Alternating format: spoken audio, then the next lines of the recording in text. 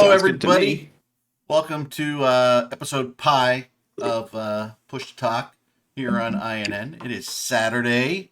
Is it the 7th of October already? It's the 7th of October. It's going to be Christmas before you freaking know it. Anyway. By the way, we're not actually going to be talking about Pi. Like episode Pi is just, Eric has run out of numbers, so he's just starting to use would you say Pi is a scientific notation, or is it just mathematical? It's a mathematical notation. You're just using mathematical notation now. Next week, I want to give everybody a little preview of one of the topics here. We're going to be discussing next week here on Push to Talk discrete math. It's very fun. That's how we're going to write all future things. And so let's just actually I gotta scroll around here a little bit. I gotta say, okay, so we have Dawn, Soth, and Mac here. On Push to Talk Day, and we expect others to join as they do on a regular basis whenever the whim. We're not sure because Dirk should have been here. We have no idea why he's not here, other than to say that he said, and I quote, "I've been dragged out the house for a bit this afternoon." As to why, I have no idea. As to for what reason, we don't know. But it was unexpected. And I don't know what other unexpected things have happened over the last 24 hours, but I'm sure it's not in any way related. And by the way, I have as you can see, I move my head. I have the cloaked microphone above the head today. I don't know. So as I go like this, cloaked microphone, gone. I might move her around. It does look like every so often you turn and you've got like a really, some really white hair going. If you ask the wife, my wife will I'll be sitting in a chair and she'll peer over the chair like this, right? Like I'm down in front here. And she'll go, you got a lot of gray hair there. You got some more coming in. You just be like, I'm slowly transitioning from Eric the Grey to Eric the White. There you go.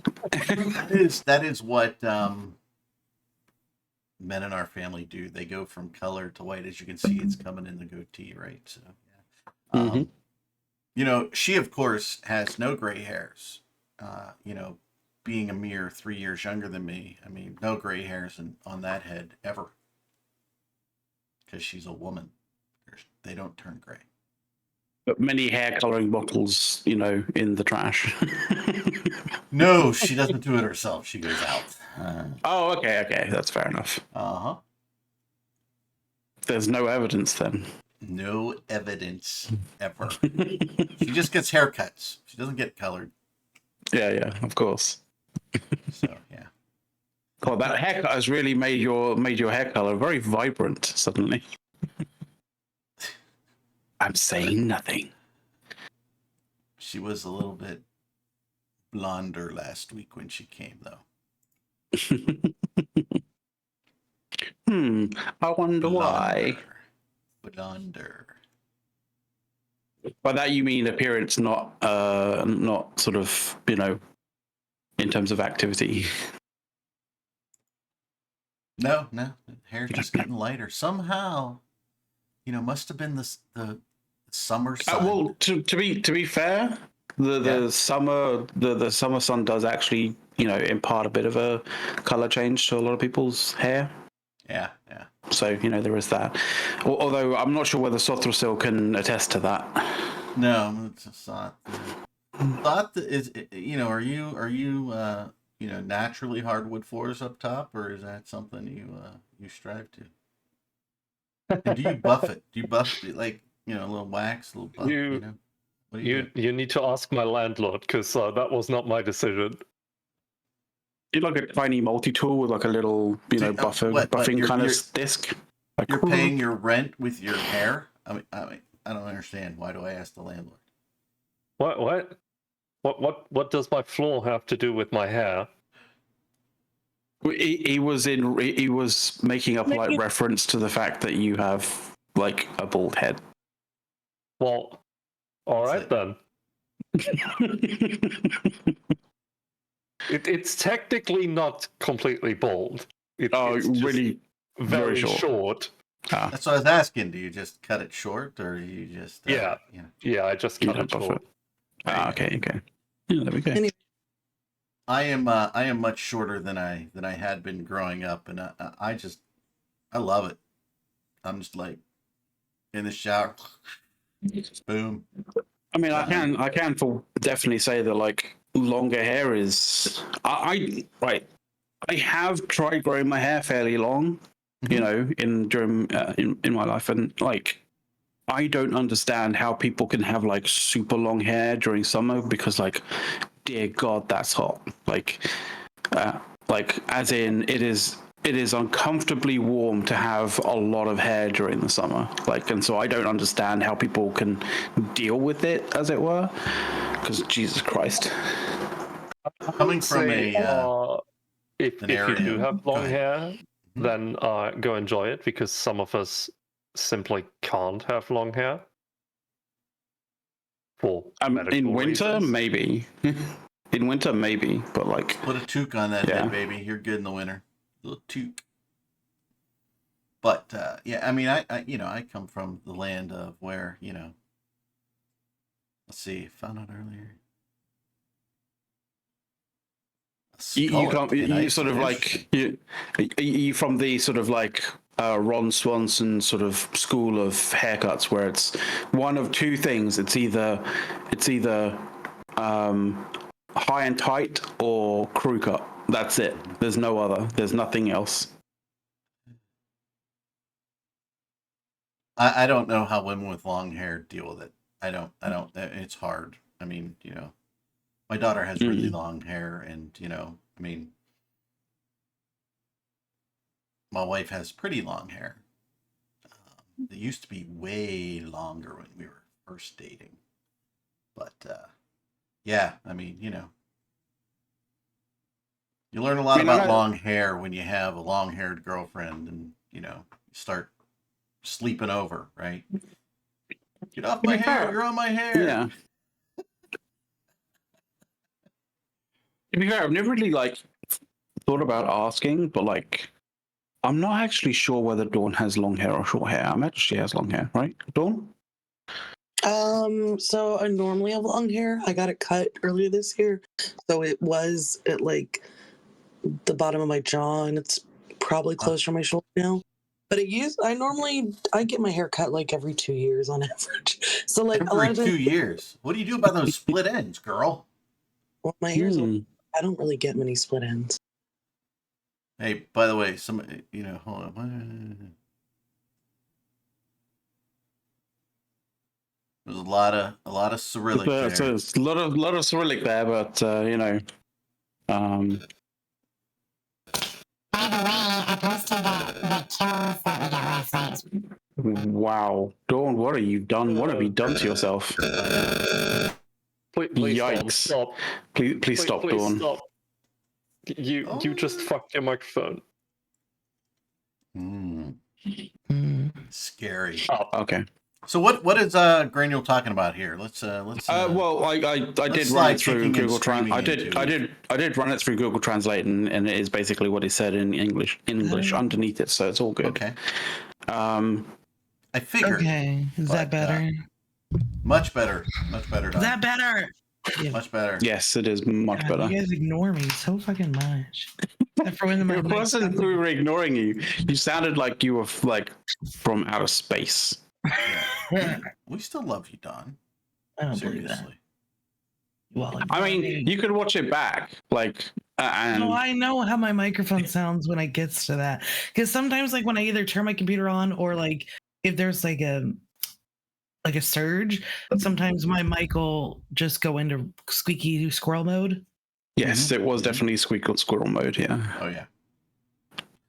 And not like a squirrel that's little cute and you like it. No, it's like when you want to just turn that was shotgun. Yeah, that was satanic devil worshipping kind of like squirrel mode. Yeah. Right, anyways, I said I posted the Cal mail of what we did last night. I did. Can we share that with the team out? The public. I mean, it's on Zkill, so I guess. Yeah, it is. It is public, so why not? Yeah, but it's polite to ask.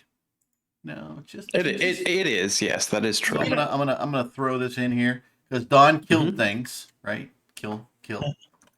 What was so? Tell us it about wasn't his just battle rocks.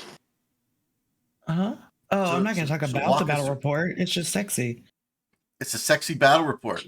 Yeah, you guys get to figure out the rest, but I cannot talk about how what happened. Well, I'm chucking it straight into BRE tools because that just gives me a lot more, Okay. But Northern Coalition on the side of Goonswarm Federation when I chuck into BRE tools, that's wrong entirely. What the fuck's going on with that? It does appear that Team B is half the size of Team A, and Team A had very expensive capsules compared to Team B. Does look like it, doesn't it? We didn't kill a capsule. You got capsules killed. 5 of them for $1 billion almost. How were you thinking? That's not bad. No, that's it's not bad at all. It's not bad at all. But 8 Black Ops for 27 billion. That's pretty sexy. Well, look at that. So it definitely started on in an asteroid field, and it definitely started trying to dunk with Horde trying to dunk on a roll call. It seems. Which obviously it eventually ended up doing, but Mac, you might want to look at the system. What do you mean trying? Mac, you might want to look at the system, dumbass. F8, baby. Oh, okay. Oh, you guys talking on? Oh, okay. I just saw mobile signer inhibitor and a roll call loss, and I was like, why are you 1 and 2 together. I gotta turn you down. We don't turn you down. He was at 150%. I don't know why. That's you get back down to 100. Oh, that's good. Back down to optimal. Yeah, the Marshall is 10 billion. So. That was sexy. Yeah, it was a sexy kill last night. So I'm not sure what. Very nice. Hello, Ankin. So did they drop redeemers as as a quick reactionary force? So Horde is as original as possible. That yes, they have their own stupid idiot fleet that they've been using for a while now. Oh, okay, that's fair. Oh, they're just not very good at it. But yeah, good, sexy fun. So there are things that happen out there just at 4 a.m. And that's why I'm so tired. I don't know why then. Okay. That's not too tired to me. It's because I woke up with a jolt because as I was dreaming this morning, I dreamt at some point right near the end that I was in a Lowe's cafeteria. And we ordered, don't ask why, okay. And we ordered mixed drinks, which apparently meant lemonade.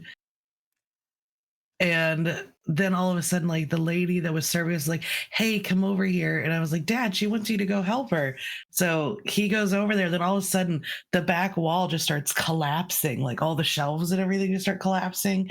Yeah. And there's this walkway above us. And I'm like, oh, let's get out from under here. And then that starts collapsing. And so it was kind of shocking. And then I woke up and I was like, what time is it? And I saw 1 o'clock. Gotta go. Bye. I don't remember anything else about the dream, but lemonade, the wall collapsing. Someone was mining under the wall. It looked like a mine shaft for 10 feet of it. Why am I not surprised that Dawn is dreaming about mining? But not vertical mining. I've only had 2 Eve dreams in my life. That's surprising. Now in my brain, that song dream, dream, dream. You guys know that song? Yes. Yeah. So I don't know why Grano wants us to contact the developers, but hey, okay. You don't understand, Greno. What are we talking to the developers? Yeah, I'm not sure. Like, you're gonna have to I mean- explain what's vexing you so badly. I mean, Gronal. I can But yeah. message Ratati. It's not that hard. Yeah. You're like, hey, yo, But, Raps, what's up? He is on my Discord friend list. Ooh. I know, She's just right? name dropping now. Ooh, Like she's like yeah, a big yeah. deal. Yeah, it's like it's a big deal. We're just gonna call her Big Deal for the rest of the show. Yeah, Hey, Big Deal. yeah, Shaking, big baby. deal. I'm a fucking big Shaking, deal. baby. Uh, You know, the Eric and the wife are going out drinking tonight. First time in a long time. that's because you haven't been going to Vegas. You've been leaving me heard it here. alone. You heard it here first, everyone. Dawn is fucking a big deal. She's a big. Ooh, Wish I was fucking I really a don't big know where to deal. go with that, Soth. You know, I wish. that would be fun. went places very quickly. There's the big deal phoning up. Sorry, I get. So the Republican Party decides to call me like every day for donation. Every day. call you. Yeah. And then Don't you Marriott have- Hotel Hey, as well. and you, are Don't you and Donnie don't you friends have- in Discord too? Is that why you get that call? Wait, don't you have a thing to report scam calls now? Yeah, but you they would change, think, right? they change their number. Every time I block the number, it just changes by one digit. Yeah, So at this keep point, reporting them. At this point, I just anytime a number comes up, I just swipe. And unless I know what it is, I'm like, if it's important, they'll call back. No, just accept the call and put them on speaker. But it's Let me it's look. not like a person. It's just a robot. What? Even I better. thought Like- robocalls are illegal in the US now. Like, No. No? Nope. Well, no, no. Political stuff is exempt, and well, what happens is it'll You have to go be to on a the real do not person call list. eventually. I am on the do not call list, but yeah, I mean it. You know, I'm people- sure if like I sat people there and ignore it. argued with somebody that eventually, but I just say fuck that. I'll just hit. And so usually I'm about looking 2 or for 3 something times a for you. day, I get fake calls, but I don't answer them. Robo Killer is your friend. The app. All right. And then you Okay. can, as you throw stuff to it, what it'll do with like robocallers and actual humans who call you that you don't want, it has an AI built into it, and it will have a conversation with them, or has You know- pre-recorded things that will have the conversation with them, and it will just like, it's killer. It's hilarious. It's You know, hilarious. we had that happen at work once. It's like the most advanced version of putting those two Tamagotchis, together and just have them converse between each other. Furbies, yeah. Yeah. By the way, we are not Furbies, we're not endorsing RoboKiller, nor are we supported by RoboKiller. We're not sponsored by them. It's just I happen to have it. It's fun. It's just a We it's are a not in tool any that's out way- there that you can use if you would like to. You know, We are not in any way associated with RoboKiller. It's correct. No. Correct. You know, just for safety's sake. for safety's sake. Mm-hmm.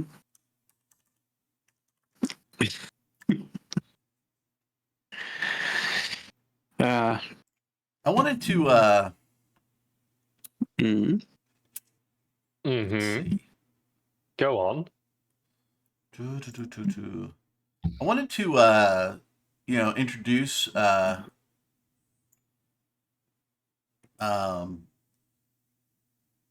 some new words into the lexicon of our viewers.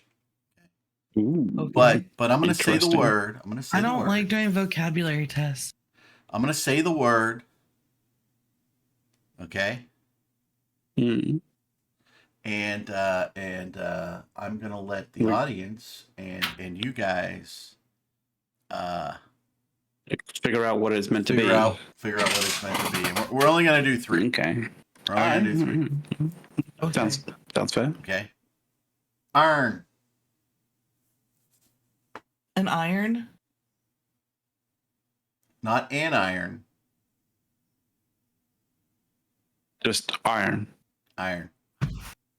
It's just he's Iron, just making fun of how as in- Pittsburgh people makes spell. Yeah, we're going through announce things. Pittsburghese. Yes, I know Okay. Pittsburghese. Oh Gum- God! Right, gum this band. is Pittsburghese. Iron. Gum band. I don't want people to cheat. Gum band. It's a gum band. What? Like a What language is he speaking?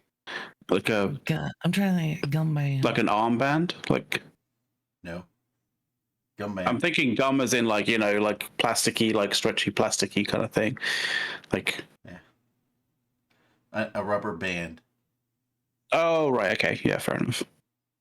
Let's see. No, that's okay. I was close though. Like like the armbandy kind of thing that that you can get. I'm gonna pick a verb randomly here. Do we have drops running? I don't think we believe do because I don't see the little droppy thing. Yeah, I don't have the percentage either. Okay, well, if we don't, then we don't, then fair enough. Like, Okay, it's not something we know how to activate.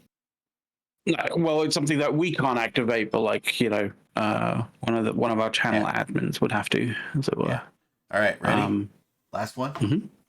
G.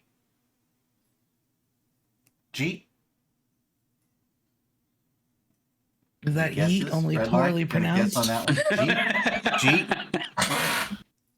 G. I have no idea. It would be used in Hey McLeod. G. Did you eat? G. Oh, I hear it. Okay. I don't know how people actually use these words, but I have heard them on occasion. Wow. G. Like, I don't know. Sometimes we say we live here in Pennsylvania. No, I'm not really. That seems. By the way, I love Kentucky. By the way, we lost Soth. He's having some challenges. South is dead. Aaron, I am a robot. I am a robot. Mm-hmm. So, what else is going on in Eve these days? What do you guys got? Nothing. I mean, it seems, considering what we were talking about, what we're showcasing with Dawn, going and killing a couple of things is, poking and raiding up north. It seems to be the order of the week. I don't think there was anything really significant this week. No, we're all just waiting for the things to drop, like for the new stuff from from FanFest to finally come up, because there's nothing new going on. Like, I want to go out and just mine a normal field, but have you seen them? What's the point? My Roku can't do shit. It just sits there. The rocks are too small and too far away. And moons, take so much time to come out every week. So every time I look at Eve, I'm like, if I want to do anything, it's like I got to spend 30 minutes getting prepared for it to do it. Got to get the ships ready, got to get the characters in the right position, and it's like, why can't this game have some sort of function to be able to pick up and go, like, within 5 minutes? It's very rare that I can just do something quickly. Like, that's why I just gave up doing wormhole gas mining, because it would take 2 hours sometimes to find anything good. To do. And like, there are some game loops that are very quick to do, and there are some game loops that are definitely not. The gas mining is clearly one of those ones that takes fucking forever. But dropping into an abyssal and doing that, it is extremely quick. But if you don't want to do abyssal stuff, then the other options out there are a little bit limited. Yeah. Yeah, we were supposed to have some sort of hell week from Frat this week, and they've done fucking nothing. Hopefully they enjoyed their vacation. I'm concerned that maybe, from what Laszlo's been saying, whether Init's been losing Skybreakers again.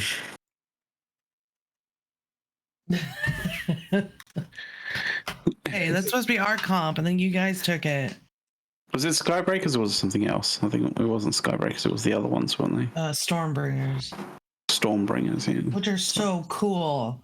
The ship is so cool. Like when you can just and just watch like an entire like ratting wave disappear in like 2 seconds is just so cool. Oh no, they were Thunderchilds, I think. Thunderchilds. You guys don't use Thunderchilds, All right, do you? calm down, ACDC. Did we lose Thunder? I'm really confused as to whether we lost Thunderchilds or Stormbringers. Is it the battleships or the cruisers? I mean, I thought it like from the speed at which they died, I'm very much erring on the side of the battleships rather than the cruisers. Thunderchild. Yeah. But no one uses the Thunderchilds. Like they're really expensive. Well, except in it when some multi-boxer decides to die against a single Ishtar. Well, that's why I'm looking at the Thunderchild lost mails and just like going through them, like because at one point I'm just gonna be like, I'm just gonna see a sea of red with like in it. Imagine an Ishtar that has pretty high resists, and you have like 12 Thunderchilds, and every time they shoot the Ishtar, it bounces off all of the Thunderchilds because there's only one ship there. Are they like at zero? Yes. Oh, well. Yes, at zero. It's not a smart bomb, guys. It's a. Well, they were also The using smart bombs taser. as well. They were also using smart bombs as well. The smart bomb would kill the others as well. Yeah, I know, but of each other. And they dropped drones as well, so they were killing their drones with the smart bombs. the smart bomb would at least would have been better because when you're chain laning, it doesn't bounce back to the original target. So you're only shooting him once, and you're shooting each other a billion times. At least the smart bomb would have been even to everybody. I mean, from the video that I saw, it definitely wasn't like even to the person getting shot. Like No, because as I said, like it bounces. It starts off the initial target when you shoot it, and then it bounces from there. It never goes back to the original target. So you're only hitting that target with the damage you're shooting, the initial damage. So whoever used it just spent a ton of money on a ship they did not understand how it worked. Oh, it definitely seemed, at least from the footage, that somebody didn't get the memo as to how the Stormbringer or those particular weapon systems actually functions. No, to me it looked like it was someone multi-boxing. Oh, okay. Were they ratting and then an Ishtar warped on them and they were like, I don't know what to do? No, they warped on the Ishtar. No. Yeah. Why would he use a Thunderchild to fight with Ishtar? It's so weird. I mean, the simplest thing would have been to just, put in orbit at 20 kilometers and put the MWD on. Oh, for the Ishtar? No, for it was, yeah. Thunderchilds. So it was I found the Thunderchilds like 2, 3, 4, 6, 7, 8. It was 8 Thunderchilds. 8? It's 8 Thunderchilds, yeah. Dear Lord. Well, A, that makes sense of why they died, but B, like, that doesn't seem worth it for a fucking Ishtar. You can kill that with a Hecate if you try. Well, the Ishtar survived. Yeah, that's the thing. Yeah, that's what I mean. Like, you just do that with a Hecate instead. Do make sure to get your Crimson Harvest rewards. There's skins and points and shit. That is out right now. Mm-hmm. Thought I'd remind everybody since I'm looking at it. I mean, Darren, it does seem a bit like that. Like, like somebody or a small kind of collective from a player corporation was like, we have these Thunderchilds, but we just don't use them. Let's just go and YOLO and destroy them in some way, shape, or form. It definitely looked like that. I mean, yeah,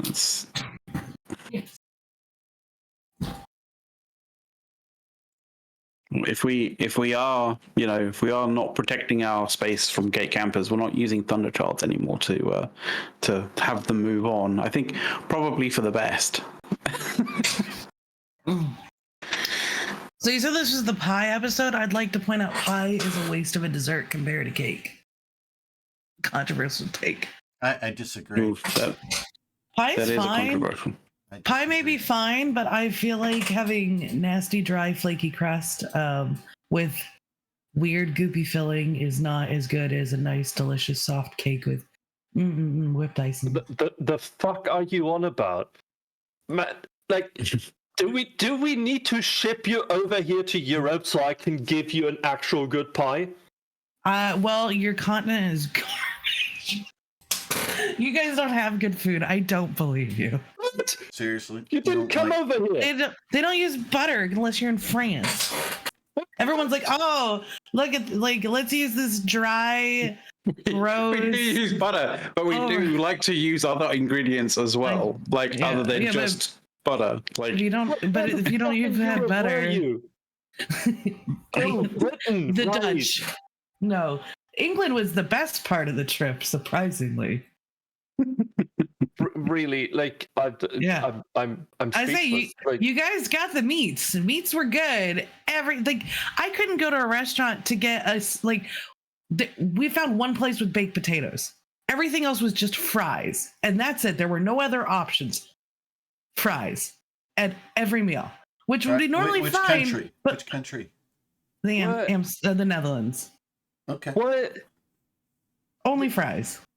We had to look really hard to find anything else. Like, my mom and I both started getting really just tired of ordering fries with everything. And it's like, do you just have like broccoli, asparagus, some carrots, like a little side salad, a baked potato, mashed? We couldn't find mashed potatoes. I'm really wondering if there's like an alternate reality, and that's the place Dawn went on vacation, because and then in Iceland it's just soup. I mean, soup is awesome. No, it's not. Soup is a promise of food to come. No, soup is awesome. No. Oh, you clearly don't know how to make soup right. I mean, geez, you gotta get some Eric's soup. I love soup. No. Of course, I've been fading away from the starchy vegetables of late. However, I might need to add some more starch into my diet. No, I would say that soup is awesome in definitely in certain kind of let's put it this way. I'm not a hardcore advocate for soup at any time of the year. For example, I'm not gonna have a fucking I'm not gonna be eating a hot ass soup in the middle of summer. Just no. But wintertime, hell yeah. No, I just was. I'm trying to remember. That it's just we went to KFC and they didn't have mashed potatoes or corn or anything but fries. And then it wasn't fried correctly. So, I mean, it still tasted fine, but it was definitely not the same as, here. And it's just how can you fuck up fried chicken? It's chicken with some flour and some oil. That's not what's in KFC, by the way. You should maybe look up what's in KFC.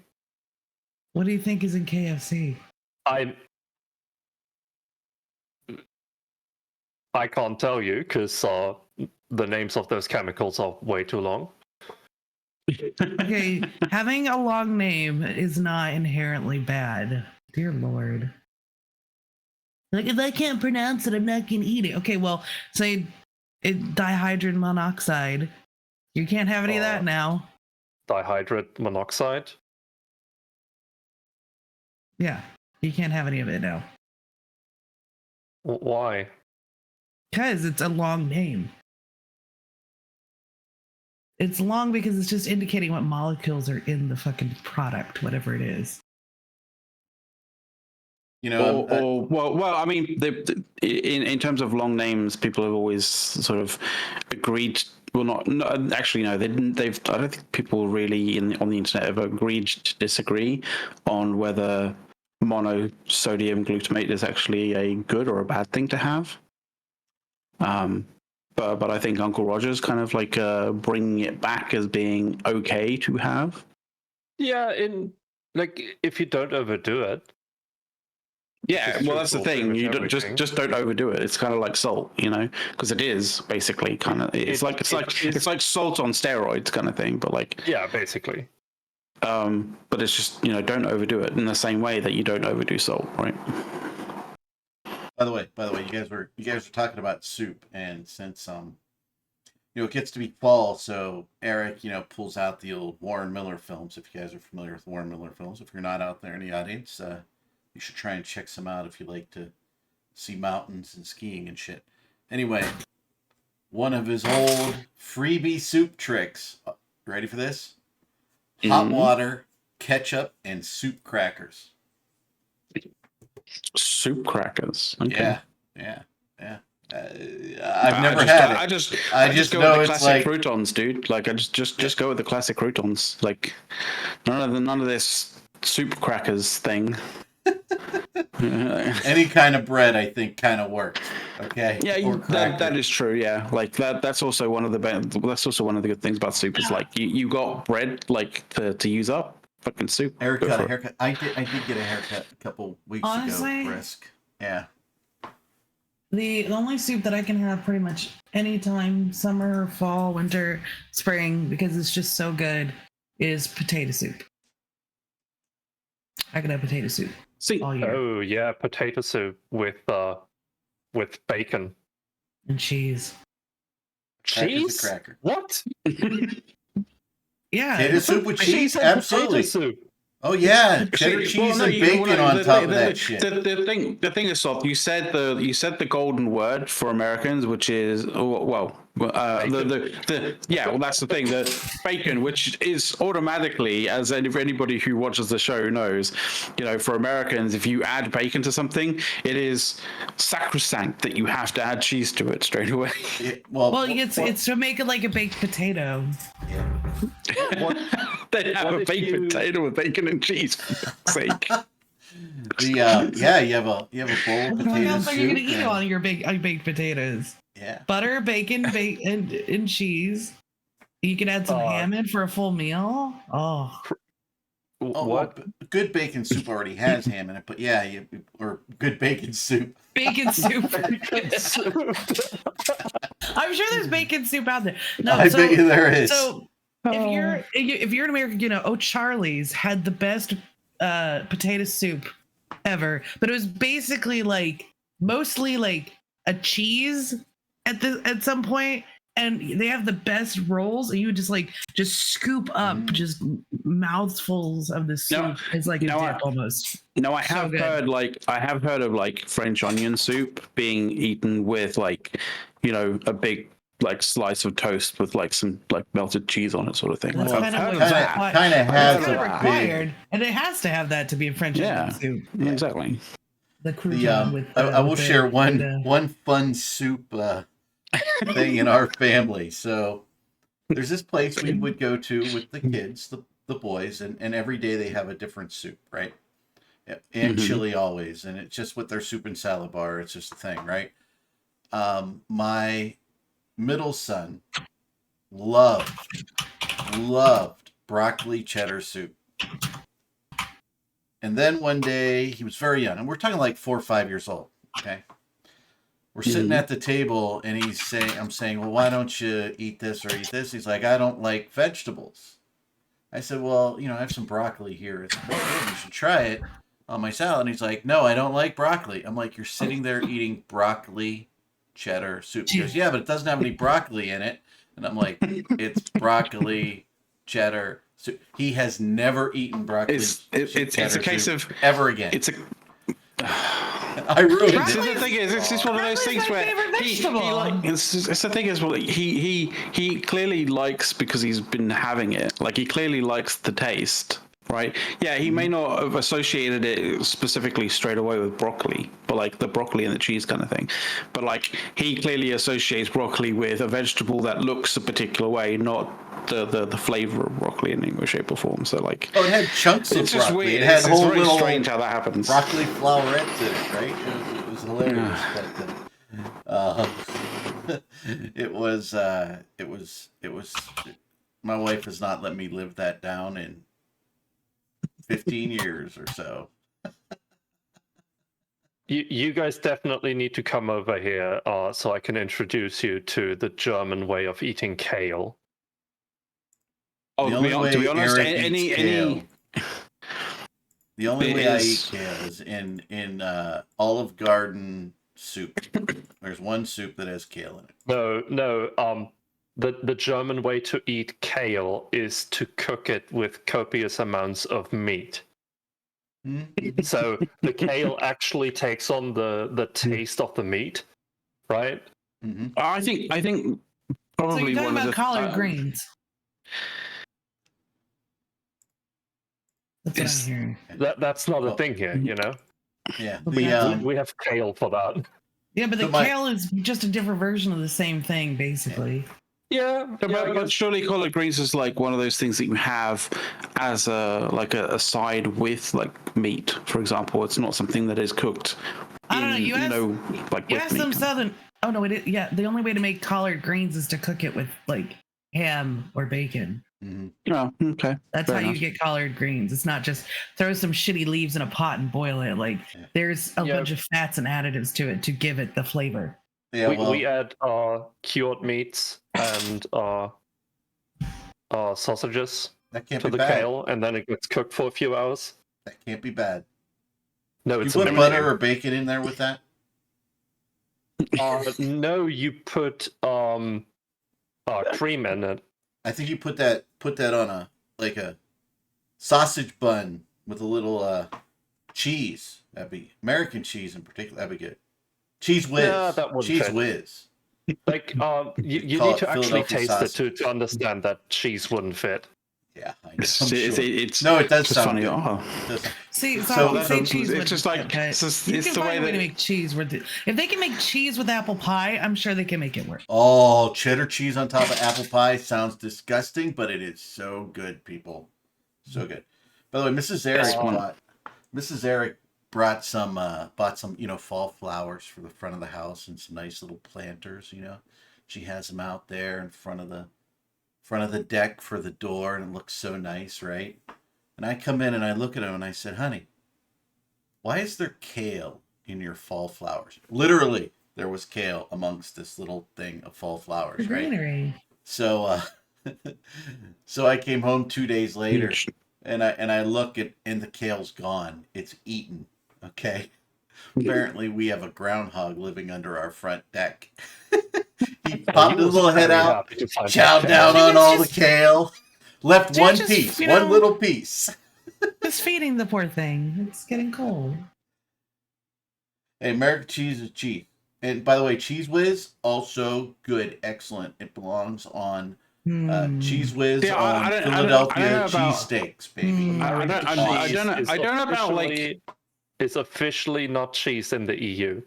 Yeah, like in the EU you also and don't in call the certain UK, breads like, bread, so I don't want to hear it, Mister. Yeah, that's because we have like specific reasons not to call it bread. You literally say it's classified as a cake. It's classified as a cake because it has too much sugar in it, and it's not considered cheese because it doesn't have enough dairy in it. Like that's the issue with the cheese and the bread. We're okay with that. If you're okay with that, then that's fine. Like you do you. Well, you're over there, right? That's your rules. That's your space, man. That's your rules. I can still say. I'm just saying that when we say that it's not technically cheese and not technically bread, you guys, coming, basically replying with, "How dare you?" It is like, hey, we do. Let us do us, and you guys do you. Like that's fine with us. I'm a white American cheese guy. I love white provolone, white American, mozzarella, all that good shit. So I love it. And yes, by the way, we are noticing, and I'm sure you guys are noticing that that Salt is is in and having out. some connection issues. Some. Some. A bit. You should stop downloading that illegal stuff they're downloading. Like. Yeah. Oh no, that finished an hour ago. Oh, okay. All right. Well, Thankfully, it finished downloading before these connection issues started. oh right. Okay. Well, that's good. That's funny. Oh. So, you know, we're a heavy We food guys- show today. Do we notice that? I think it's because we haven't like discussed it for like a fair few weeks, actually. I know. Yeah, we had the heavy lately. You know, because I'm a we little- had the Eve interviews, right? And then like at the back, like we had literally one show after that where we still talked about Eve and a lot about CSM, like the CSM interviews that we'd done and what was going on and all that kind of stuff. And then, you know, talking about FanFest and then after FanFest. And so, yeah, we haven't had a good conversation about food for a while. So, By the way, I do want the audience to know I literally rolled out of bed and came for this show. I mean, that was it. Rolled out of bed. I kind of feel like because we have like we normally have a bit of an like food talk. Like I don't know. I feel like some of I think we should sort of like poke like sponsors like HelloFresh for the show or something like that. That should probably work pretty good, right? I mean, they sponsor everybody else. Why not sponsor us, right? Like, why not? You know what I would really like to do? Like we need to do an out and about show if you guys ever come to the US or if we come there or something like that and say, you know, we're going to eat food we never eat. Mm. Like, have you guys ever watched the Jolly Guys? Yeah, I've seen a few sort of like, you know, Yeah, they're hilarious. culinary exploits to certain countries and stuff like that, which are pretty Boston cool. Marine Supply. No, I've been working like crazy, so it's good to have a little show here that diverges. But whatever happened to our ESI conversation? Huh? Isn't that Dirk's job to line that up? Isn't that well, I Dirk's mean, because he's not here, we can talk shit on him. That's we can talk shit about it. It was entirely 100% Dirk's you know, responsibility to do, and he's just been having like I would say he's been having issues with like, you know, getting schedules to marry up, but like to be honest, that's on him. Yeah. And you know, all on him. and not on anyone else at all. Like, you know, so I don't know what he's doing out and about today, but you know, one can only imagine.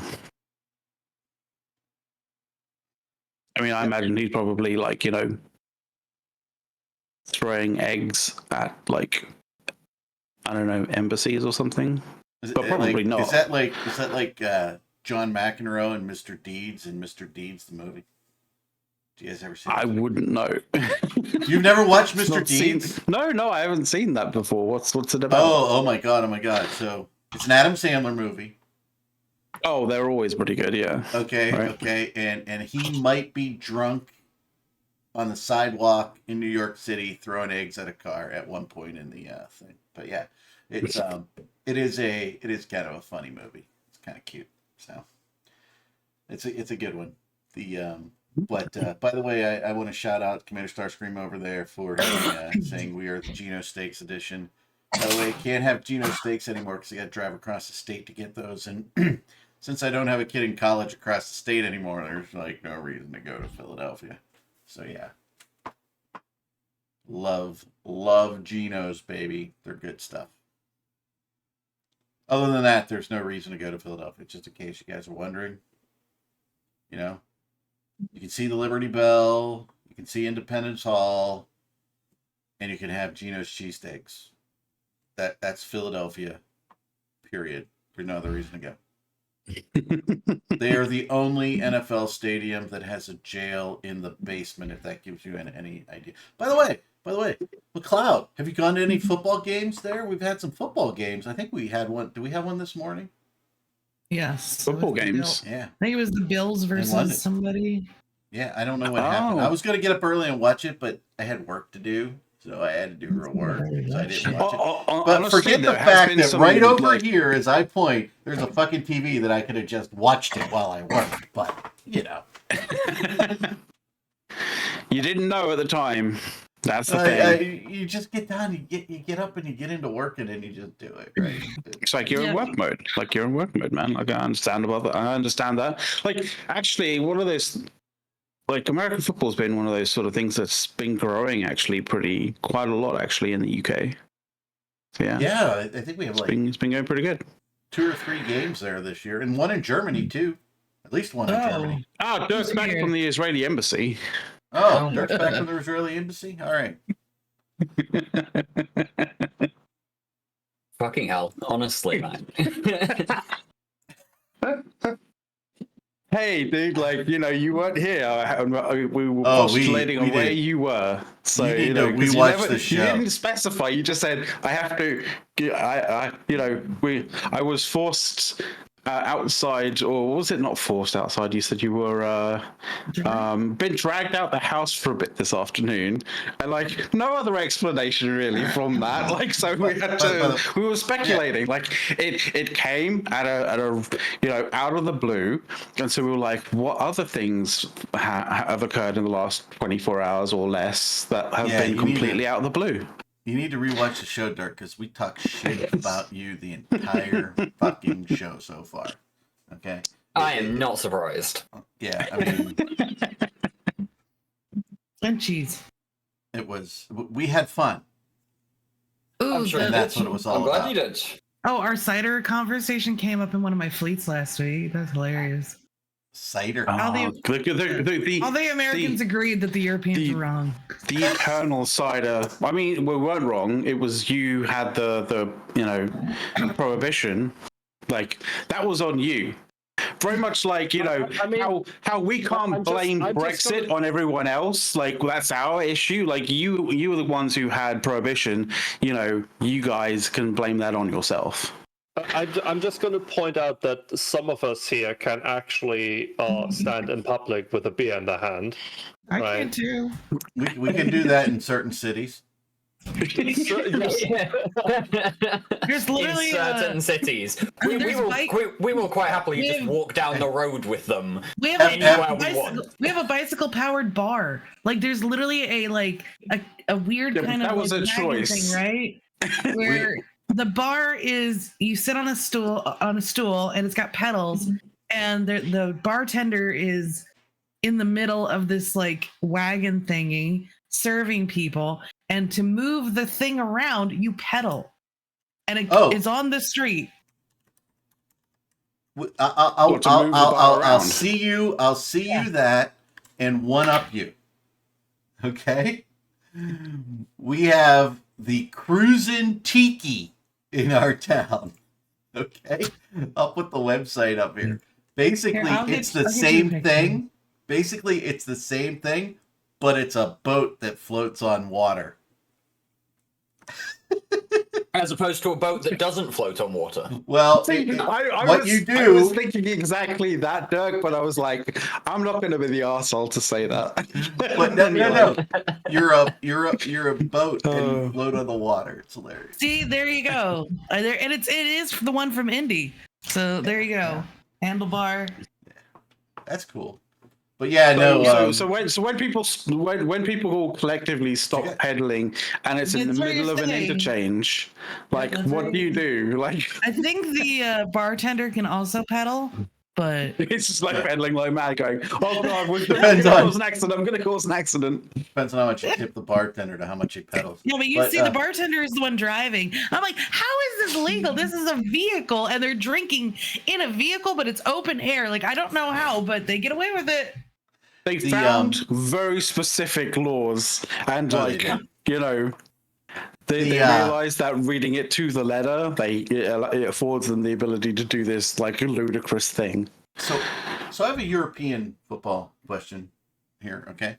Oh, okay. So before the game, okay, before the game, do you guys like congregate in the parking lot outside, the stadium tailgating and drink and eat and party? No, we have Not in the bars parking for lot. that. We have bars like off that the doesn't grounds, count. and then we That- just Going and to a then bar maybe people doesn't would count. purchase alcohol to Eric, drink in you the gotta line. remember, But most of them don't have cars.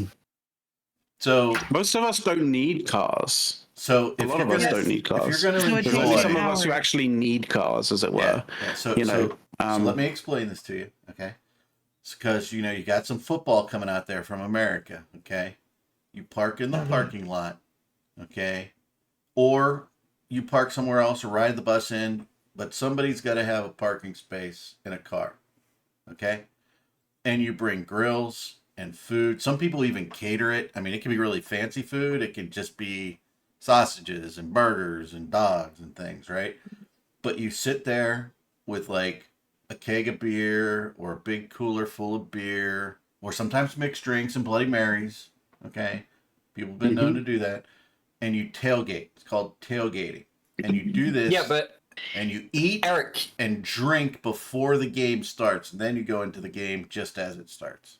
Oh yeah, because it's cheaper for one, because you're not paying for the alcohol in the stadium, which is obviously going to be higher in cost, right? So like pre-drinking, that's what we in Europe and the UK would call pre-drinking. Like you're buying your own alcohol or like drinking your own alcohol, and like that is super cheap, and then you're doing that to sort of get you 3/4 of the way there.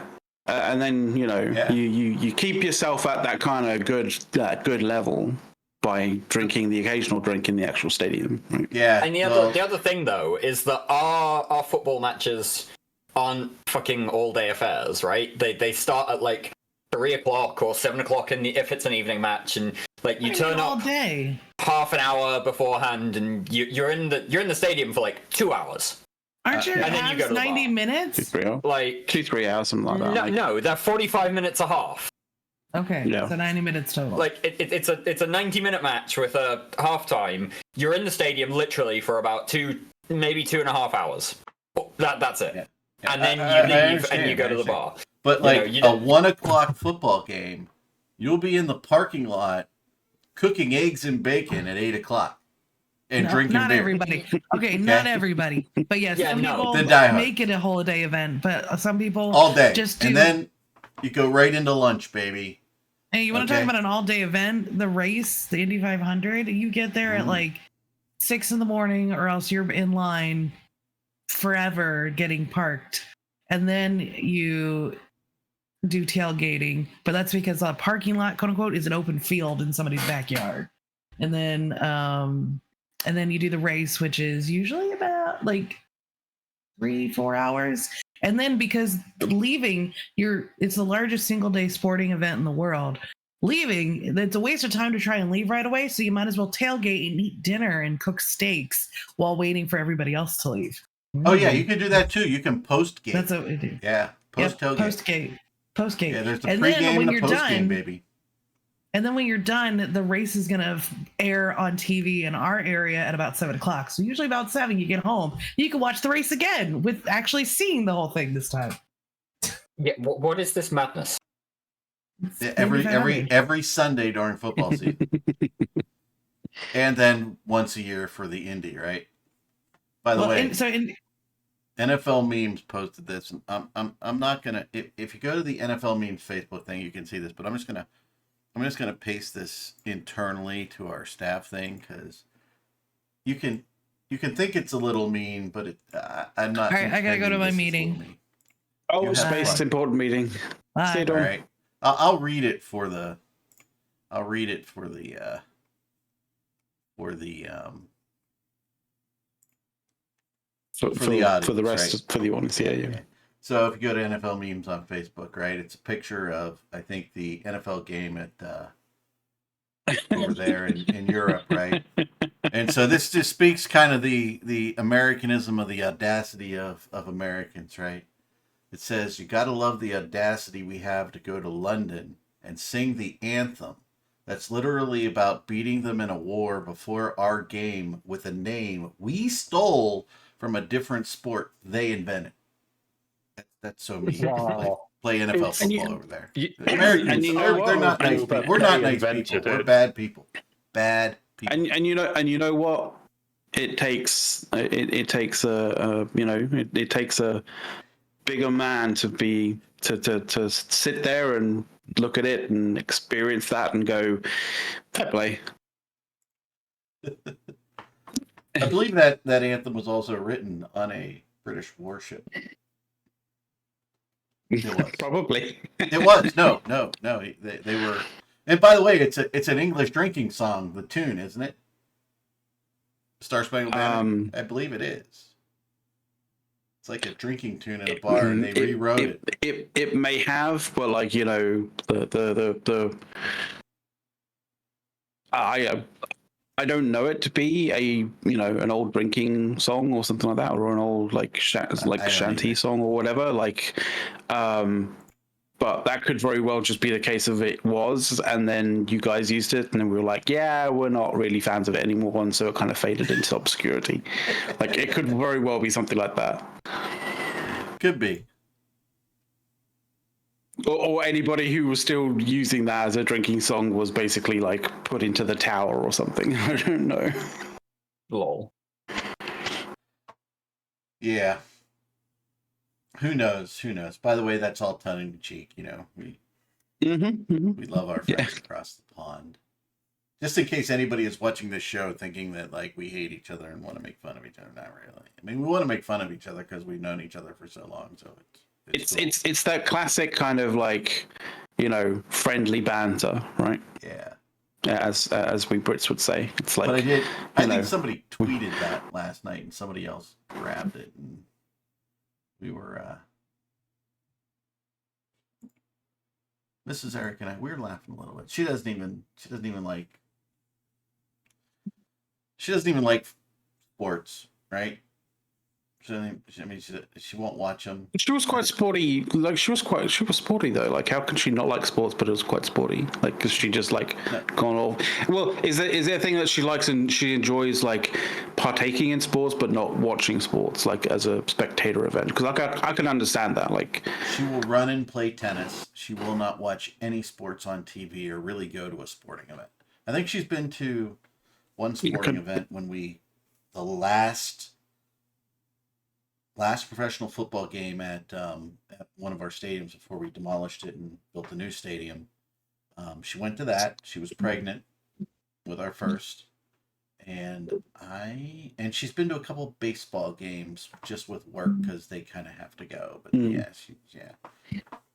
So I have to wonder, and with Dirk being here now, it's actually pretty good because it makes sense. Because I know that there are definitely some sports that I much more enjoyed playing rather than watching. I'm kind of wondering whether it's the same when it comes to, say, the Alliance tournament. This is one of the reasons why I said it's good that Dirk's here, is because he's both, commentated on and helped out when it comes to the the production and broadcasting side of player tournaments and stuff like that, and has also been in them. So how do you see it, Dirk? Do you think that it's better if it's much more exciting and engaging playing or watching? I think that's a tricky question to answer.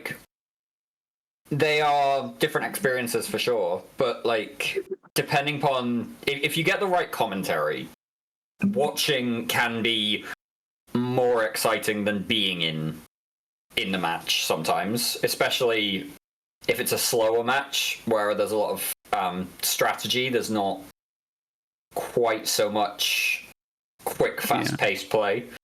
But equally, you can have matches that are just completely insane to be part of, and when you're watching it on stream, you're actually like, "Holy shit, where the fuck did that come from?" Or maybe you kind of struggle to track it a little bit. So there's definitely an element of both, I would say. Overall, it's also that when you are actually playing in the tournament, you are watching. you might be more invested, right? Because there is that investment, the outcome of the match you're watching could be affecting you and your team. Yeah, absolutely. Hey, I mean, the people just watching may have invested a lot. Depends on how many channel points they put up, right? or back in the day, how much ISK they put up with, Eve Bet and all that kind of shit, right? Obviously, that isn't a thing anymore for sort of some good reasons. So it is. I mean, I think a degree of betting on sports games and that kind of thing, like alliance tournaments, is a fundamental thing. But yeah, like you do have to make sure that it's not producing. You're not affecting underage people like negatively in that regard. Not only underage people, like some people. People with actual addictive personalities, right? Yeah, exactly. Yeah. You don't want to affect people's livelihoods just for your silly video game, right? Yeah. I think that's one of the reasons why people prefer to actually do that now with channel points rather than with actual ISK, because obviously, you can go and purchase a bunch of Plex and then, flip them on the market for ISK. So, there is that way of literally transferring actual money into ISK in order to bet, and that's probably not the best of ideas. The thing is, betting with channel points, and I don't know if this is true, so this is just a hypothesis, right? Also, fuck, that's a hard word for German. Well done, dude. Is it the same with betting with like channel points and in-game stuff as it is for alcoholics to drink like a non-alcoholic beer? I don't know whether the analogy is right. Like, do they get the urge to do more betting again in other circumstances? Because as it's like it's a sort of like a gateway drug kind of thing, like a gateway kind of activity. I don't know. I mean, there's probably studies that have been done to showcase this or not. Like, but then again, the other kind of thing is studies like that are generally. It's difficult to find an independent study that hasn't been biased in some way, shape, or form, right? It's always a difficult one. Yeah. The effects of online gambling, a study of the effects of online gambling, sponsored by Activision. I probably won't, I'm probably not going to put too much trust into that. Yeah, very much so.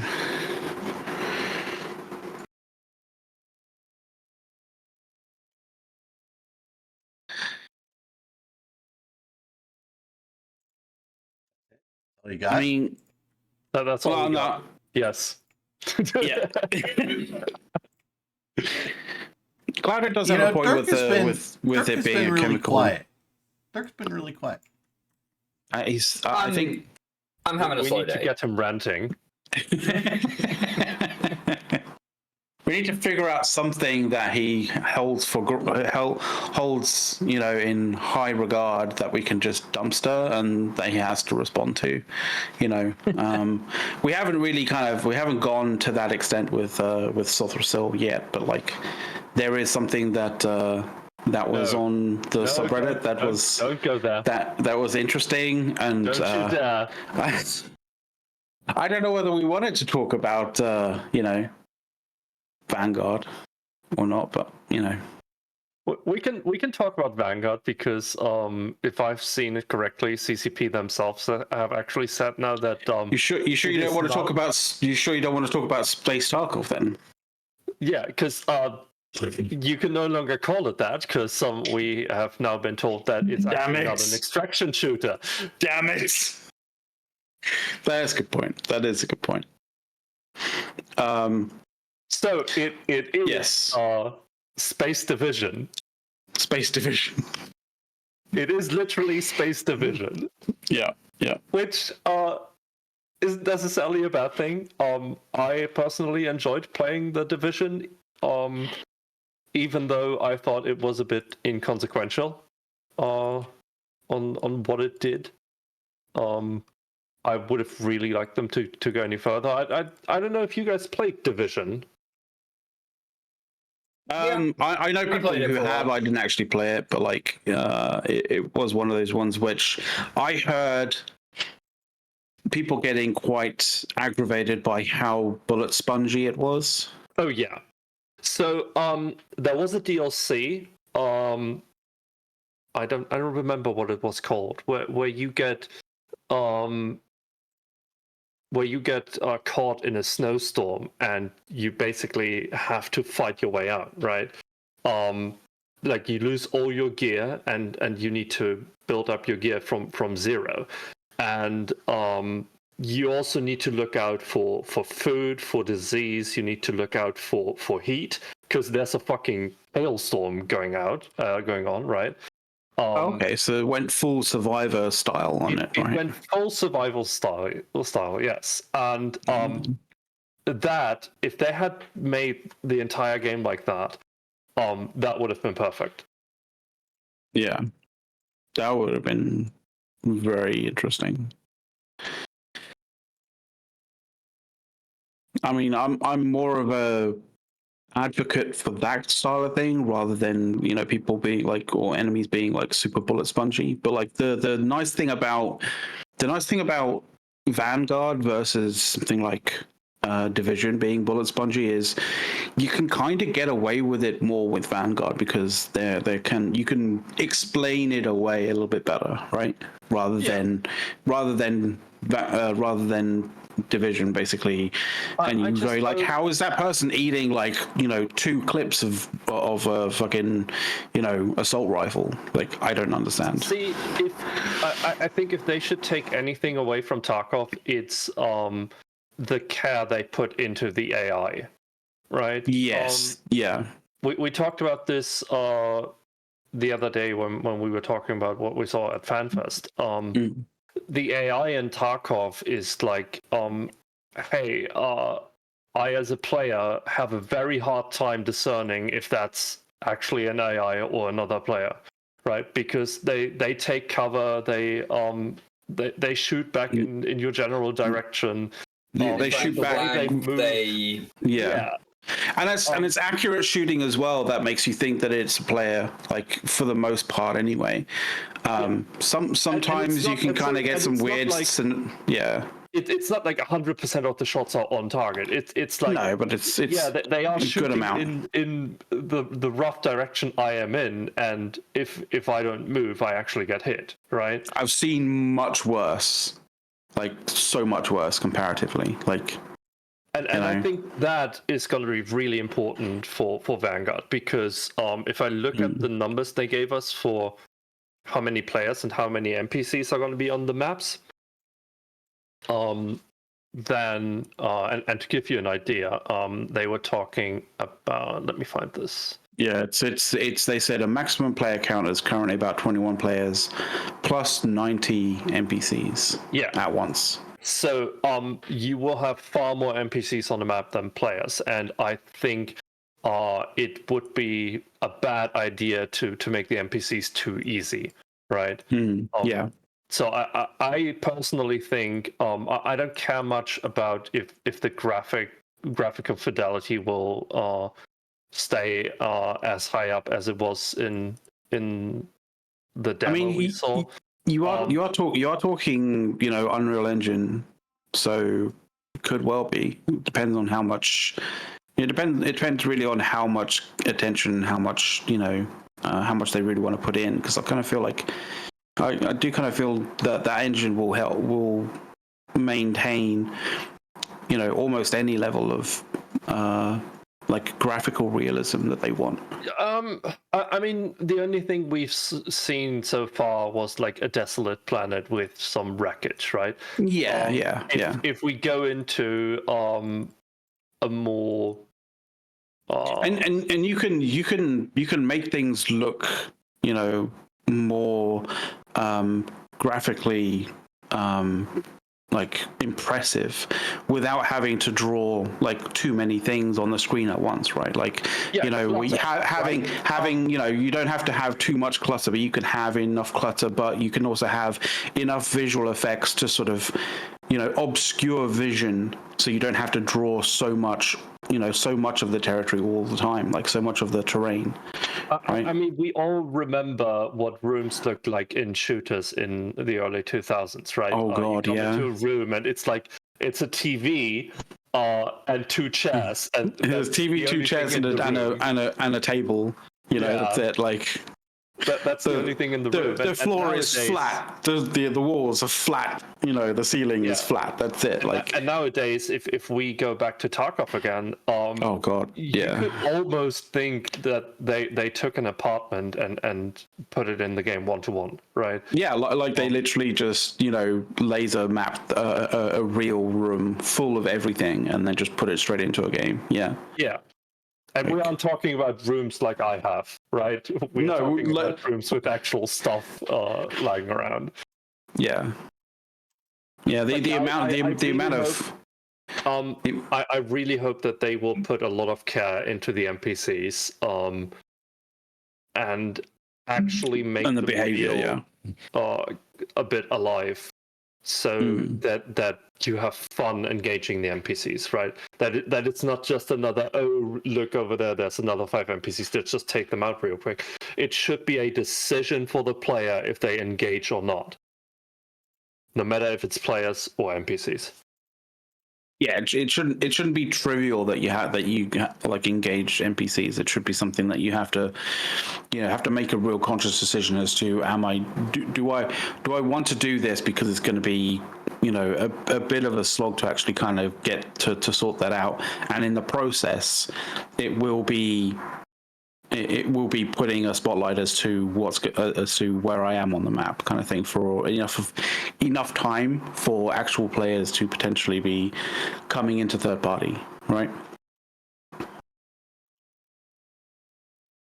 Pretty much, yeah. Yeah. And that's kind of that's some of the secret sauce, or not so secret sauce, I guess, that's made Tarkov, you know, very, very capable.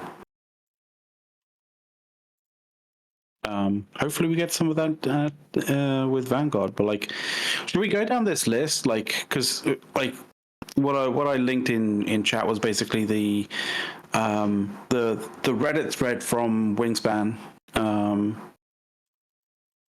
That was essentially the essentially what he could remember and what he's like been able to sort of, you know, pull together about what was essentially the FPS dev panel from the from FanFest. That wasn't actually an official, you know, broadcast from FanFest, but was something that somebody recorded. Yeah, so there'd been a YouTube video that went up of a recording of the panel, and CCP made a request that got pulled down. So yeah.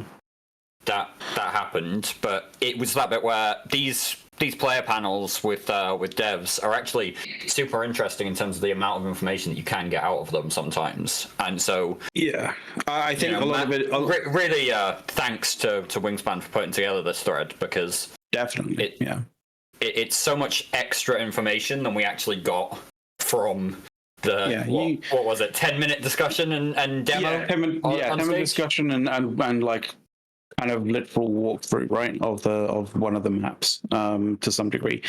But like, I think a lot of this could be, you know, subject to change, right? Because this is obviously, when it comes to player panels that aren't really recorded, or, you know, like officially recorded and published, as it were, a lot of it is, you know, trying to read player sentiment and trying to sort of say, this is kind of where we think we want to go with the, you know, with what we've presented as such, but a lot of it is probably still up in the air, and they're still determining whether people the idea or don't like the idea, and whether they want to change it or not, depending on that, right? So there's still a pre-alpha and everything as well, so we've got to take everything with a grain of salt.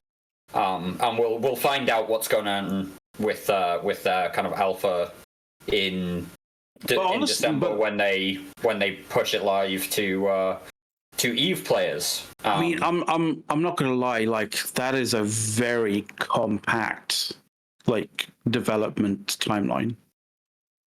Like to the point where I'm slightly concerned as well. Like, I mean, it's not going live as a full. This is release 1.0 or whatever. It is alpha beta testing is what they're doing here with players. An open beta sort of thing, open alpha, open beta sort of thing. Which is why they're also restricting it to Omega players and people with an active subscription to Eve rather than having to buy the game so far or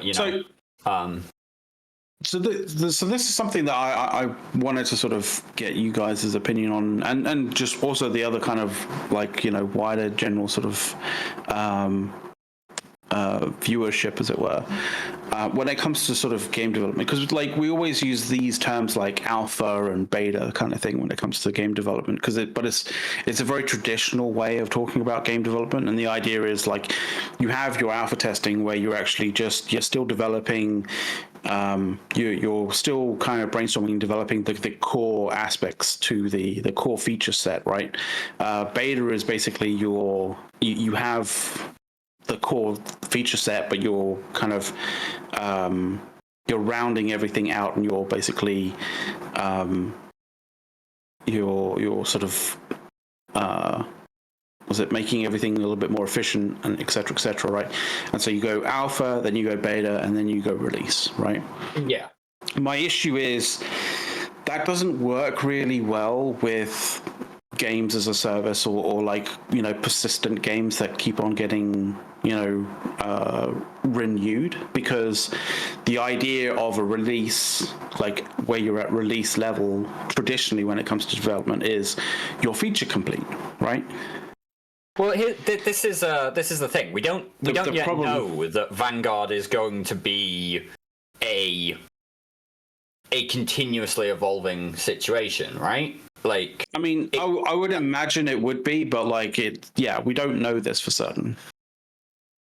But what I'm saying is, when it comes to games like EVE Online, when it comes to sort of persistent online MMOs that carry on, that get redeveloped, is like, surely you're never at that feature complete, because you're always constantly reworking features and you're adding features and stuff like that, right? So it's like, is an MMO like EVE Online ever at feature, complete release, sort of traditional released feature complete status, or is it constantly in that beta kind of area? At which point, do you really call it a beta, or do you just you refer it in some other different way? I think you don't have to put it down onto being feature complete, right? You can basically say that the beta is as long as the game isn't mechanically complete, right? Okay. Because even if you keep putting in stuff into the game, it will usually reuse the same game mechanics, right? Yeah, unless you're adding new game mechanics, like which normally that's on top. Normally you add it on top of other game mechanics, and you hopefully have those mechanics being able to sort of influence each other, right? Yeah, but I would say a game like that is out of beta when the game mechanics are all implemented and functioning correctly.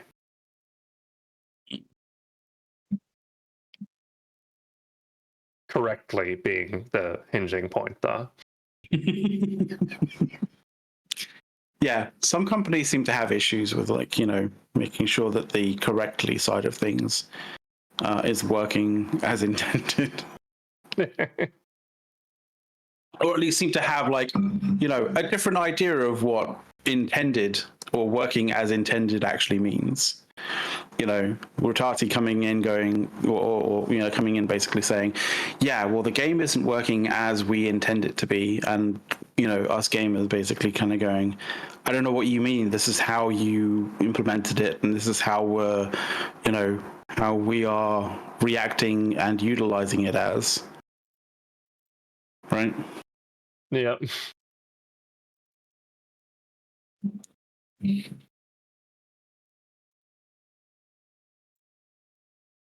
Anything on that that Reddit thread that stands out to you that's interesting? Would you say? I mean, one thing that I do want to bring up is the bit where we were just talking about how Tarkov's NPCs are. It's difficult to discern sometimes in your immediate contact whether or not they are NPCs or not. And Soth saying, you know, it should be an active decision to either engage or an active decision not to engage and take a different path. And they do say that the Reddit thread does state that the devs say they want to give players reasons not to shoot, which is and that's cool. a good step. It kind of gives. We're gonna have to see how it's implemented, but it's a good step in that direction of okay, cool. There will be some kind of minimums to the NPCs, and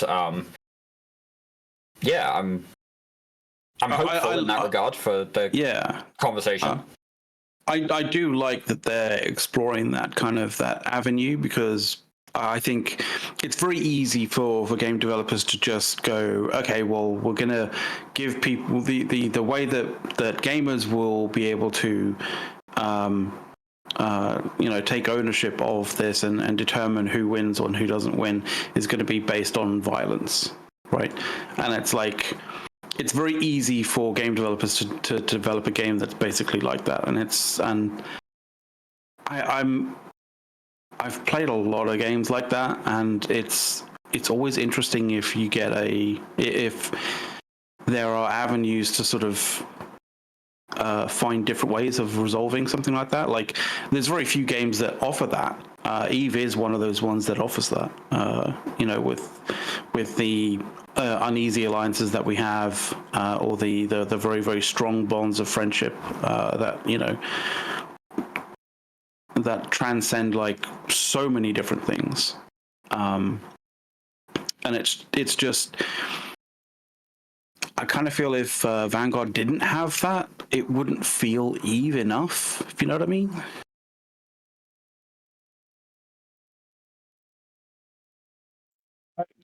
This whole thing is kind of funny to me, because when I first started playing Tarkov, I sold that game to people as in like, hey, imagine Eve as a shooter, right? A lot of people did, actually. So it is kind of funny that it's coming full circle. Because the funny thing is, like, you did also have you always had that, and this is one of the things about Tarkov is you could have that scenario in that situation where you can have a conversation with somebody who you've never met before, that you've bumped into on this map, and you can have those uneasy alliances and, you know, escape or extract in a manner that, you know, is beneficial to both of you. Or you could stab them in one in the, or either way, either party could stab each other in the back at any time, kind of thing as well. So it's like, it's also, hey, if you shoot someone, you can take their stuff, and it's for them, it's gone. Yeah, like, exactly. That's also very similar between the two games. Yeah, and it does look as if they're looking to do similar things with Vanguard, right? Like, there's references in this Reddit document to a joke about going planetside to retrieve pirate implants from a pod. You know, if somebody dies and near a planet or whatever, there might be a mission to go and retrieve whatever, and kind of that bit where items from Vanguard end up being created into Eve as a thing that you can use is an an interesting concept to marry between the two games. And yeah, so there's this whole bit of beta testing, whatever, come December. That's going to be part of Omega subscription models. So you pay for an EVE account, you get access to Vanguard. It might end up existing as a separate game for non-EVE players, but right now it's all included in the EVE subscription. And it's going to be a separate executable. So you'll be able to have like a character up with a you can if you're doing stuff on the market or whatever, and you can also be playing Vanguard at the same time. Or if you're in tie-dye. So we need to tell Dawn that she can be mining in EVE while she's mining in Vanguard. Yes, exactly. It'll also be interesting and a lot less cumbersome, with in terms of like, because CCP has said that the immediate link, to EVE is going to be the corruption system. So, although people, obviously will be going like, I want to be able to orbitally bombard, like, the battlefield, like, give me that CCP. They are very aware, apparently, that people want orbital strikes. But the other kind of thing is, my issue with Dust and orbital strikes is they viewed the kind of like the idea of orbital strikes as being really fucking crazy and cool because they had like, they showcased cinematics, right, where they had a dreadnought like literally like firing down and like pounding the living shit out of a dust map of some form, right? And then when we finally got our hands on it, the only weapons that you could use were like small weapons that would be best attached to a destroyer in order to do that, and would look fucking ludicrously silly attached to a dreadnought. And so why would you ever use a dreadnought to do this? You just use a destroyer sort of thing. And so it's kind of like that sexiness, that kind of like coolness factor of having fucking huge dreadnought firing down and providing space-based coordinated fire missions kind of got lost pretty seriously, and I hope they don't do the same mistake again. But I do hope that we still get orbital strikes, or at least some way of being able to physically interact with the Vanguard match, or the Vanguard kind of whatever, the Vanguard missions or objectives in some way, shape, or form, right? Here's a system and a specific planet that you're dropping into, and because you can play Vanguard and EVE at the same time, you've got your own like whatever ship in orbit giving you fire support from wherever on your objective. Like the ability to be able to do that with both games and have that interaction would be super cool. But like some of the other sort of things as well, like that you can, because it doesn't even need to be like fire support. It can be additional battlefield kind of intelligence, right? Like we saw in the walkthrough on the actual stage that you had a mini map that comes up that's looks pretty neat, pretty interesting, kind of in a 3D sort of way. If that wasn't an absolute given every single time that you drop into Vanguard, but it was something that either your enemies can disrupt or you can disrupt your enemies, or in order to provide that, you had to have something in orbit in order to actually provide that with, to you, and in doing so could be intercepted by other EVE players. That would be interesting too. I don't know whether there was any, discussions regarding that sort of thing, but like, I would hope that they would have considered some aspects of that, like basically every single aspect of the experience that helps you as a player being able to be intercepted by other players. That would make that would give a lot of opportunities to players. The only thing I would say is if you do allow crossplay, it needs to work both ways, right? Yeah, you also need to be able to affect things in Eve from a Vanguard kind of map if you have the So if you have a ship in orbit, it needs to be at risk in some way, right? Yeah, absolutely. Yeah. Whether that risk is just basically like not actual damage, but like immobilization in some way, shape, or form, right? Like, yeah, you need to like put yourself in orbit in like stable orbit, and therefore you can't warp off as quickly, for example. Yeah. Right, you are locked in space. That would be an interesting one, or locked in space for a certain period of time. Yeah, like here's an area. I mean, it'd be interesting if it like had kind of a I don't know. I kind of want to say invisible bubble. You know, it's like a dead space pocket, but it's not warpable. You have to like go off that grid in order to then warp off, for example. You know, even if it's just like a 30-kilometer wide area, that is enough that it's going to be, you know, a few seconds. When somebody lands on you, it's going to be a few seconds before you can get away, and it gives them that opportunity. And you can do other things. For example, if we're talking about a ship giving information, then you could say, the D-scan is in use, right? It's being used towards the planet. So obviously you can't use it to scan for hostiles. Yeah. And I mean, that's a really interesting idea. I like that. Yeah. And I'm sure that actual game developers can come up with a few more ideas like that. Right? Yeah, so absolutely. I think every action you do with a ship in orbit that helps someone on the ground needs to have a side effect for the actual ship. Yeah. Or it needs to be at least have some kind of play or some kind of negative aspect to give the positive aspect down to the people playing in Vanguard, right? And on the counter side, there needs to be a reason for a ship to go in orbit and help someone on the ground, right? There needs to be some kind of incentive to do that.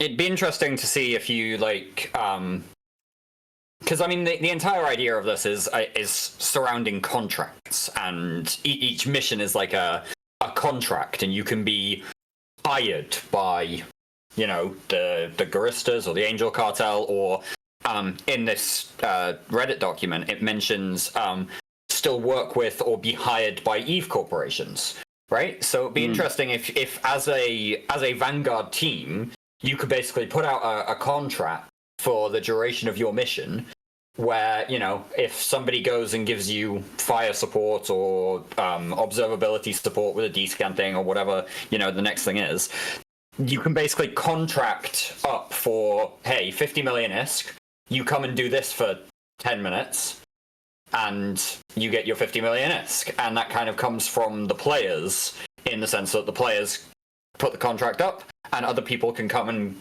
give you that support and make a bit of money from it. So I think that could be interesting, to be able to have that level of player interaction, cross-play. Yeah, there's definitely some interesting stuff that's mentioned in this. And I very much look forward to what's going on, what we're going to get. Like, but be under no illusion that what we're going to get from it is not going to be, you know, feature rich or feature complete. Like, it's going to be starting small, right? Oh yeah. Crawl, walk, run, right? I just hope that they will listen to our feedback before and after the alpha actually starts, and actually look at it and decide what they can put into the game, and then actually do that, instead of, you know, doubling down on, oh no, this is our vision and this is how it's going to get done, right? I'm really hoping that CCP will take a page out of the Larian book and actually Very listen much to so. the players. Yeah, I definitely hope that that's the case. Like, there's a ton of good feedback. I mean, we complain about this a lot about CCP, right? There's a ton of good feedback in the community, but you can basically assume that as soon as a player has an idea, it's not going to make it into EVE until CCP can find a reason to justify, oh, this was absolutely a CCP idea, right? And it doesn't have to go that way. So, hopefully they can kind of, the EVE London studio can kind of break away from that mentality a bit and actually, like, if players have cool ideas that they can implement, why shouldn't they? Yeah, just don't go down the Bethesda route of players implementing ideas, because like nobody wants a half-made game full of issues that players end up basically fixing. That's not players implementing ideas. That's players fixing the game. Yeah.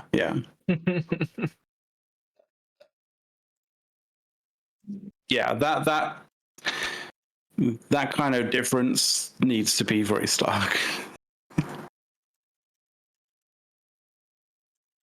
I do like this bit which saying where it says death is not a failure state. Basically, if you complete the objectives, it doesn't matter if you extract or however you want to say, like, exfil from the map in some way, shape or form. Like, you can die and the contract and the mission is still complete. It's not just a case of like, oh, you completed everything but you didn't get back alive, so bad luck, go do it again, kind of thing. It's like, no, the things that were done were complete. Like, it shouldn't matter that I died, right? And that is also one of those sort of things that like sometimes aggravates me when it comes to sort of things like Tarkov. Yeah, I mean, it's that bit where I'm going to assume some of these objectives, it's not like there will be somewhere where it's item retrieval and you have to exfil with the item, but then potentially other bits where like it's node destruction, right? You have 15 minutes, 20 minutes on the ground, and your team, your contract is to go and destroy these 4 areas on the map, these 4 items of whatever, and then potentially your opponent's contract is to defend that for X amount of time. And so you can die, but as long as you defended it or destroyed it, you've still achieved your objective. I think that could be interesting. If you've achieved the objective and one of the objective isn't extract, for no real reason other than just to extract.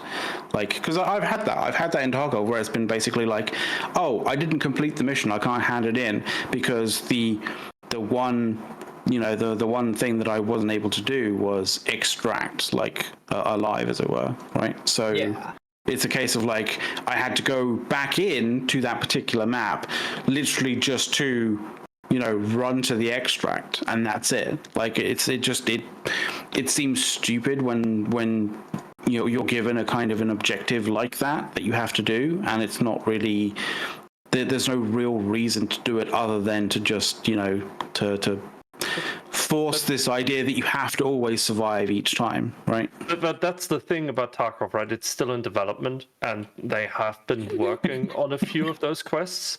And it is something that we will have to keep in mind with Vanguard as well, right? That it is still in development, and that we will also have to trust CCP a bit on what they will tell us they will be working on and what they will improve, right?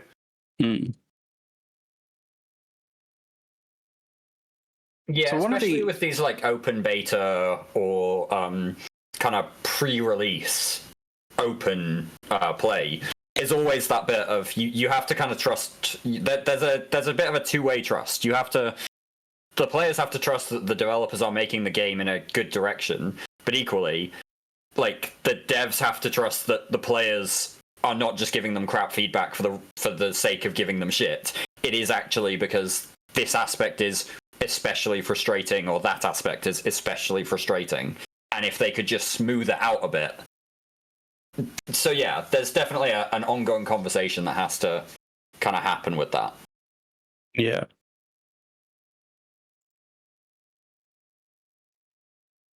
I did kind of see a little kind of thing saying like vehicles could come in the future if maps are big enough, right? Player demand is demanded enough, and I think a lot of people really enjoy, like, did enjoy the sort of like the vehicle and infantry kind of gameplay in Dust, and would want to see it come back. But like, I do kind of think that, yeah, if the maps are big enough, if the reason to have vehicles is there, then yeah, I think it should be there. But I don't think you need to sort of keep that sort of aspect of like it's just infantry combat or it's infantry combat with like vehicles. You can kind of have that sort of like halfway house of having infantry combat but with tools and with like interesting kind of additional sort of features that allow players to sort of not be driving or like flying or like operating vehicles that they're inside, but like operate it in sort of very much like drones, right? And allow that kind of gameplay as a sort of like a halfway house between the two, right?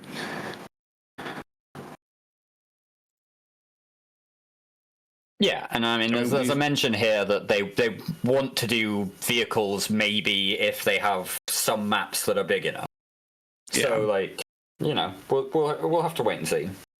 I personally would say I would be against it. I would rather see more detail in the maps than making them big enough to fit vehicles in.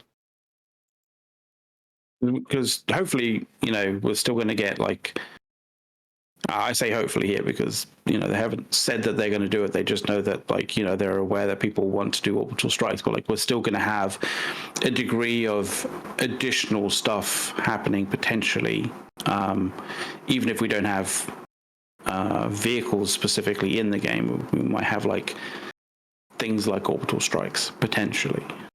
And another thing with vehicles is that you kind of take away your option of doing some verticality, right?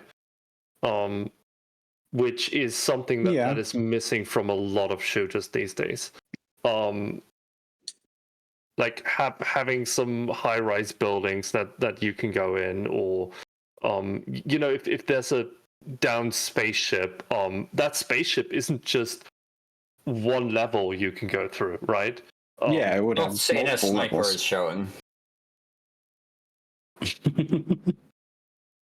That's all I'm hearing there is like every time I play shooters with Soth, he's always like looking to be a sniper of some sort. His inner sniper is showing. Like, where's my vantage point? At least I'm good at it. Yeah, fair enough. But that's always the way it goes, man. So do you think maybe structures maybe destructible in some way, shape, or form? Do you think that would be useful? Do you think that would be a pain to implement in some way, shape, or form? Like the gains are not really worth the hassle of trying to like put something in that's similar to that. Because like I do get what we're talking about, like vehicle gameplay and all that kind of stuff, which does generally tends to sort of make me think of Battlefield, and Battlefield generally would tend to have destructible like structures in the game sort of thing. So like, would it be worth it or not? Element of destructibility, like not everything. Like you shouldn't be able to just level. You shouldn't be able to level anything. But like, I'm going to see how far down the map I can actually dig. Like one thing that kind of comes to mind is Rainbow Six Siege, right? And the different characters in that have different abilities and skill sets and different items to use. Some of them have reinforcement aspects. some of them have destructibility aspects, so like wall charges and stuff. Oh, And yeah. Okay. There are places, not everywhere, but there are a lot of places where you could set up a door charge for a breach, or like a wall charge to open a hole and be able to shoot through. Stuff like that, where you can take you're not forced down a corridor, you could potentially go around and then breach from another side. That kind of maneuverability options, I think, would be really great to see. Siege is actually a really good example, because in the alpha stage, Siege had fully destructible buildings, right? So not like today, where there's only like certain walls you can punch through, and only like certain kinds of materials you can destroy. In the alpha, you could put a hole in every wall, right? They kind of toned that down because they found out that it was too much, right? Basically defending became impossible, because the attackers could just make every wall disappear, and then what are the defenders going to do, right?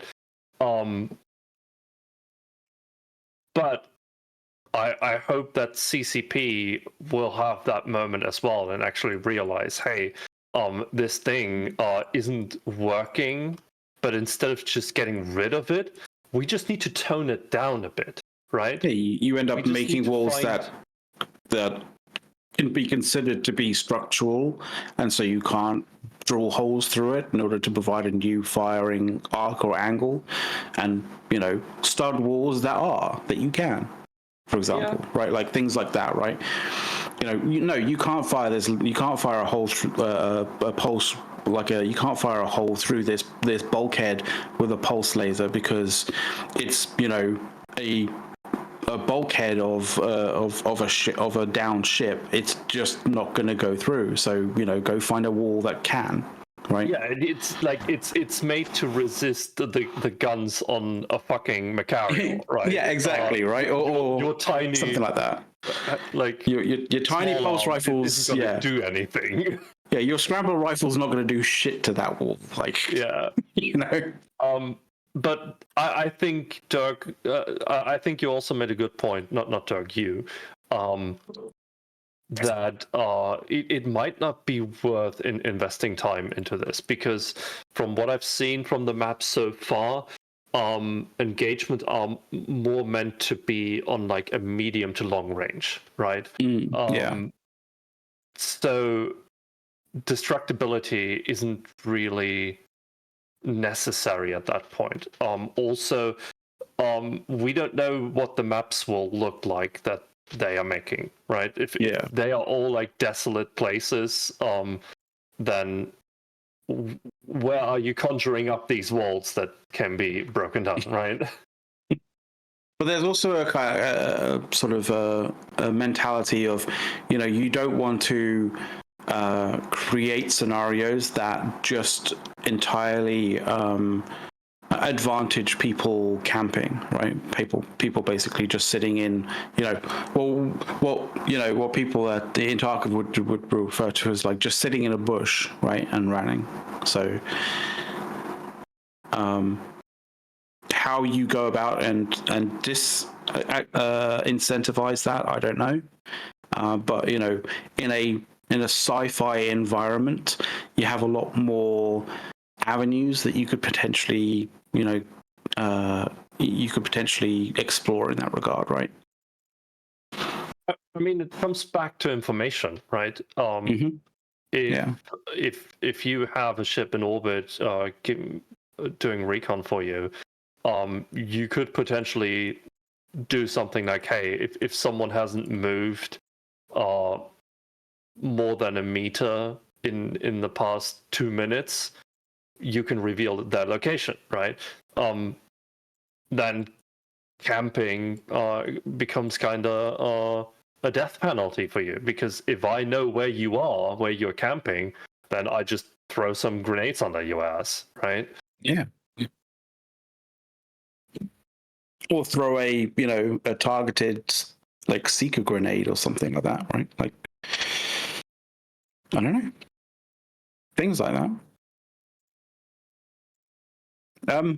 But we are like literally 2 minutes from the end of the show. We are.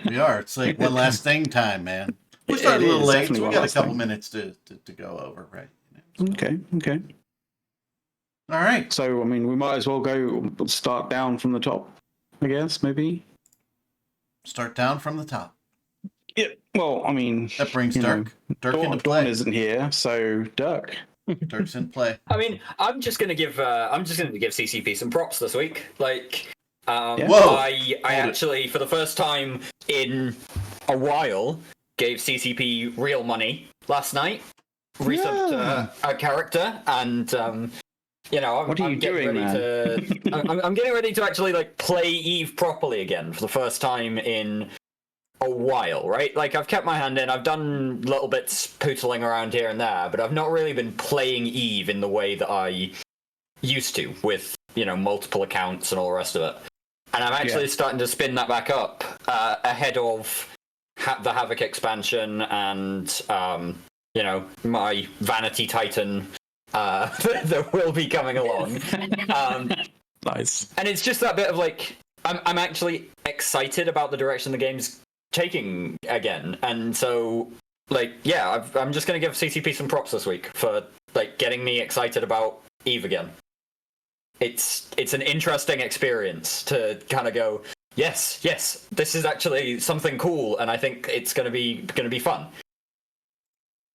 Well, I guess the thing that we didn't really talk about is how how this new system has basically become a super highway for nullsec groups to basically like start fighting each other. Oh God, there needs to be some reason.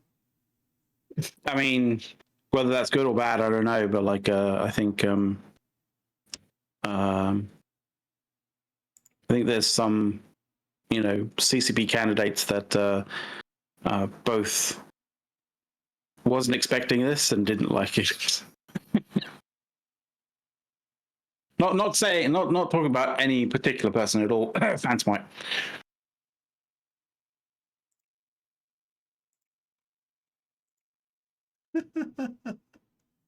Well, Well, yeah. Eric.